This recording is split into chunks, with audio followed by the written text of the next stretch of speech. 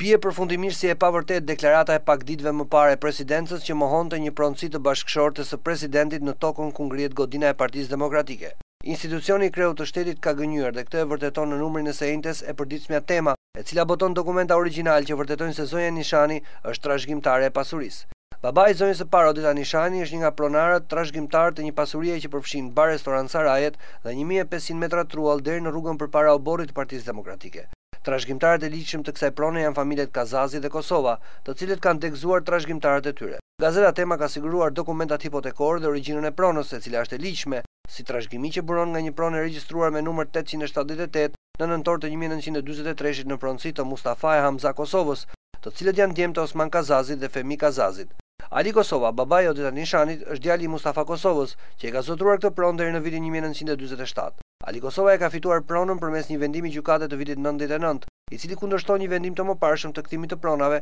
që njihte pronar vetëm familjen Kazazi. Pas këtij vendimi, prona është ndarë në dy pjesë mes familjes Kosova dhe Kazazi. Sipas të gjithë regjistrave hipotekor, prona kufizohet nga veriu me rrugën Abdi Toptani, që është rruga që kalon para Tore Drinit, nga jugu nga Ish Kinema Kosova, nga lindja nga rruga Iqmet Dervishi, që i bie rruga përpara oborrit të PD-s në një gjerësi prej 34 metrash, nga perëndimi nga rruga Pash Toptani. Sipas këtij gamplani, brenda pronës si pasuri kryesore gjendet bar, restorant, sarajet dhe një sipërfaqe trualli rreth 1500 metra që sipas përshkrimit hipotekor i bie të dalë në pjesën fundore të rrugicës para PD-s, aty ku është kafe Zhurnal së bashku me pjesën sipër kafes, ku gjendet dhe zyra e ish-kryetarit të PD-s Sali Berisha.